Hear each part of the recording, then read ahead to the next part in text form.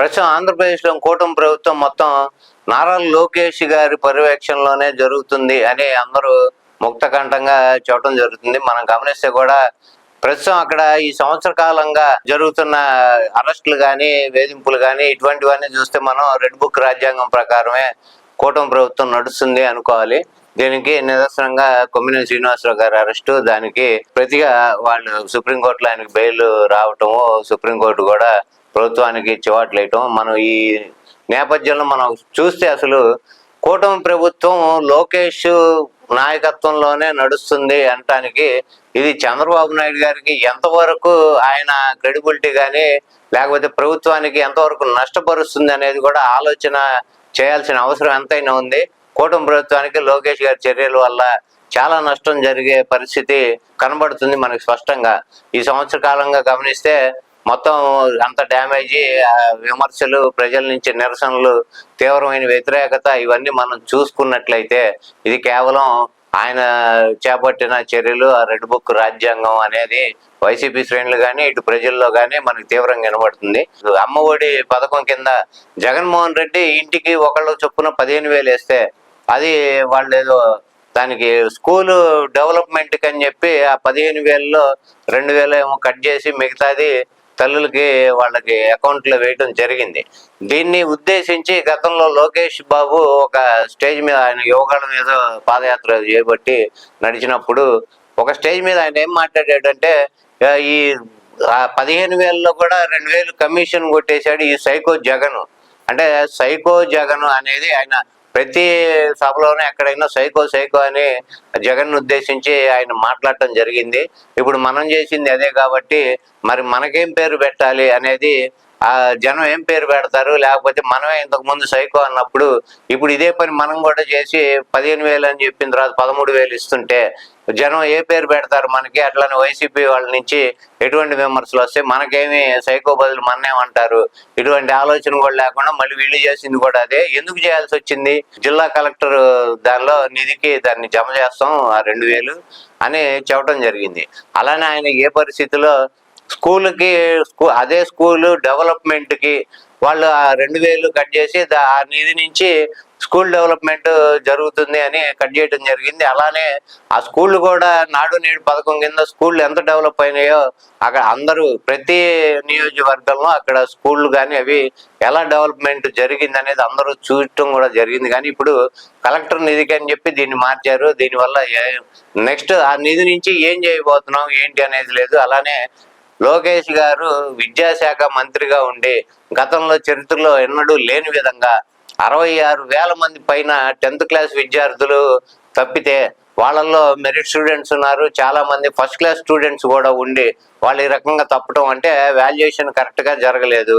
విద్యార్థుల బోర్డు కూడా ఎవరు పట్టించుకునే నాదులు లేకుండా వాళ్ళు మళ్ళీ రీవాల్యుయేషన్కి పెట్టడం కానీ అలానే బెటర్మెంట్ రాయటం కానీ ఒక సబ్జెక్ట్ పోయిన వాళ్ళు ఏదన్నా మళ్ళీ సప్లిమెంటరీ రాసుకోవటం, ఈ రకంగా విద్యార్థులు అంతమంది ఇబ్బందులు పడితే మనకు చెమగుట్టినట్టు కూడా లేకుండా దాని మీద ఏ ఎంక్వైరీ లేకుండా ఒక 2 అధికారుల మీద ఏదో చర్యలు తీసుకొని మనం వాల్యుయేషన్ చేసేప్పుడు విద్యార్థుల పరీక్ష పత్రాలని వాళ్ళకి క్వాలిఫైడ్ టీచర్లతో దాన్ని వాల్యుయేట్ చేయటము కానీ ప్రశ్న పత్రాలని పేపర్లు దిద్దటం కానీ ఇటువంటివి చేయాల్సిన పరిస్థితిలో ఒక లిమిట్గా అంటే ఒక్కొక్క ఉపాధ్యాయుడు ఇన్ని రోజుకి ఇంతమంది విద్యార్థుల పరీక్ష పేపర్లు వాళ్ళు వాల్యూ చేయాలని ఉన్నప్పుడు దాన్ని మించిన రెట్టింపు పేపర్లు వాళ్ళ చేతిలో పెట్టడం, అలానే క్వాలిఫైడ్ కాకుండా ఆ అనామకుల చేత కూడా దిద్దించటము, ఇటువంటి చర్యల వల్లే అంటే గవర్నమెంట్కి కూడా డబ్బులు మిగలాలి కాబట్టి ఆ డబ్బులు మరి ఎంతమందికి లెక్కలు చూపి ఎటు పోక డబ్బులు పోయినో తెలియదు. కానీ ఇటువంటి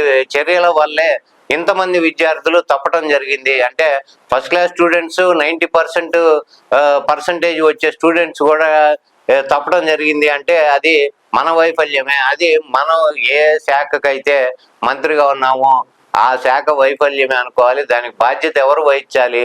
మన లోకేష్ గారు వహించాలి. కానీ ఆయనకు అది చెమగుట్టినట్టు కూడా లేకుండా పూర్తి స్థాయిలో రెడ్ బుక్ రాజ్యాంగం అమలు పరిచే పనిలోనే ఆయన ఉండటము, అలానే ప్రతి ఒక్కరిని దురుసుగా మాట్లాడటము, ఈ రకంగా కేసులు, అరెస్టు పర్వాలు, అసలు సంబంధం లేని కేసుల్లో ఇరికించటము, మనకి గురజాల కాన్స్టిట్యున్సీలో ఇద్దరు టీడీపీ నాయకుల మధ్య గొడవలతో ఒక టీడీపీ నాయకుడు ఇంకో టీడీపీ నాయకుడు హత్యకు ప్లాన్ చేసి అది చేస్తే దానిలో సంబంధం లేని అక్కడ మాజీ ఎమ్మెల్యే పిన్నెల్లి రామకృష్ణారెడ్డి ఆయన బ్రదర్ వాళ్ళిద్దరు పేర్లు అందులో చేర్చడం, ఇటువంటి మనం గమనిస్తే ఎంత దారుణంగా పాలన జరుగుతుంది.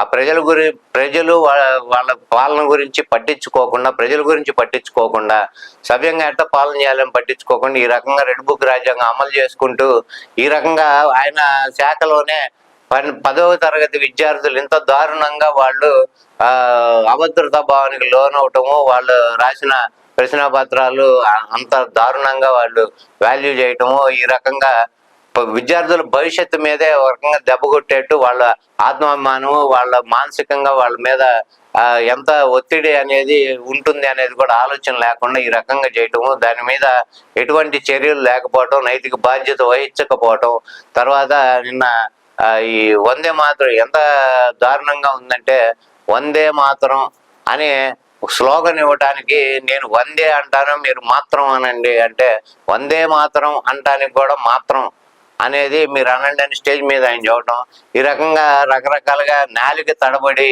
ఆయన చాలా సందర్భాల్లో మనకు తెలుసు నాలుక తడబడి నోటికొచ్చింది మాట్లాడటం, మనం అట్లానే చాలా మీమర్స్ కూడా దాన్ని వాడుకొని మీమ్స్ లో పెట్టడము, ఆయన ఈ మీమ్స్ గురవటం, ఇటువంటివి కూడా మనకి గతంలో చాలా సందర్భాల్లో చాలా సార్లు చూసాము. అయినా కానీ ఇట్లా తెలుగుని ఇంగ్లీష్ని కలిపినట్టు వందే మాత్రం అనే జనానికి ఎదురు సభలో ఉన్న ప్రజలకు చెబుతున్నాడంటే, ఇటువంటి మాటలు మాట్లాడటము, ఇలా ఆయన రెడ్ బుక్ రాజ్యాంగాన్ని అమలు పరిచే విధంగా చేయటము, కాబోయే ముఖ్యమంత్రి అని చెప్పి ప్రచారం చేయించుకోవటము, ఈ రకంగా లక్షణాలు అంటే నాయకత్వ లక్షణాలు ఉన్న వాళ్ళకి ఎవడు దానికి ఎక్స్పోజర్ అవసరం లేదు, ఏం అవసరం లేదు. నాయకుడు ప్రజల్లోంచి వస్తాడు, ప్రజలే వీడు మా నాయకుడు అనేది వాళ్ళే ఒక నిర్ధారణకు వచ్చి వాళ్ళే గుర్తిస్తారు నాయకుడిని. అంతేగాని ఇట్లా పారాచూట్ నాయకులు ఎక్కడో దిగి ప్రజల మీద రుద్దబడి నాయకులు ఎంతో కాలం అది వాళ్ళు ఉండలేరు. దాన్ని ఆ నాయకత్వం అనేది ప్రజల్లో రావాలి. మనం ఎంత రుద్దించుకున్నా ఏమి చేసినా నాయకత్వ లక్షణాలు అనేవి వాడికి స్వతహాగా మనకి ఉండాలి. అవి లేనప్పుడు మనం ఇట్లా ప్రచారాలు చేయించుకొని ఇవి చేసుకొని గోబల్స్ ప్రచారాలు చేయించుకొని రకరకాలుగా ఈ నాయకుడు అయిపోదాం అనుకుంటే అది సాధ్యమయ్యే పని కాదు. మన పనితీరు, మన మాట తీరు అన్ని ప్రజలు గమనిస్తారు. ఇతనికి అధికారం ఇస్తే ఏం చేస్తాడు అనేది కూడా అందరూ చూస్తారు. కాబట్టి దృష్టిలో పెట్టుకొని ఇకనైనా ఆయన ఇటువంటి పోకళ్ళు అవి పోకుండా రెడ్ బుక్ రాజ్యాంగాన్ని కాసేపు పక్కన పెట్టి పాలన ఎలా చేయాలనేది ఆలోచించుకుంటే బాగుంటుంది. ఇట్లానే గతంలో మనం చూసుకుంటే రకరకాల సందర్భాల్లో ఆయన వివిధ రకాలుగా మాట్లాడిన మాటలు కానీ అవి కానీ మనం చూస్తే ఆయన బూతులు మాట్లాడినవి ఉన్నాయి, అన్నీ ఉన్నాయి. ఇవి సరిదిద్దుకునే మార్గం చూసుకోకుండా ఈ రకంగా ఈ అరాచకమైన పాలనకి నాంది పలికి ఇంకా ఇది ఎంతో పీక్స్కి వెళ్తుంది.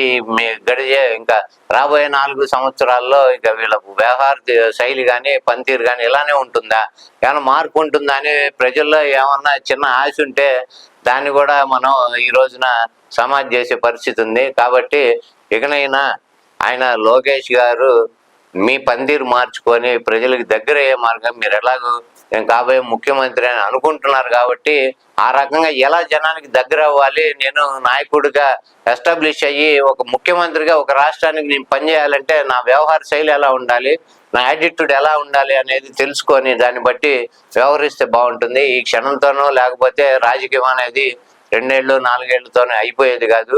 మీ బతుకున్నంతకాలం లైఫ్ లాంగ్ రాజకీయం చేయాలి అంటే ఒక మంచి రాజకీయ నాయకుడిగా, పాలనాధ్యక్షుడిగా ఎలా ఎదగాలి అనేది మీ నాన్నగారి దగ్గర కాకపోయినా దేశంలో చాలా మంది ఉన్నారు, వాళ్ళని ఆదర్శంగా తీసుకొనైనా సరే ఈ రకంగా మీరు మీ వ్యక్తిత్వాన్ని మలుచుకుంటారని ఆశిస్తూ, అలానే ఈ రకమైన పరిపాలన కూడా దీనికి చరమగీతం పాడతారని కోరుకుంటున్నాము.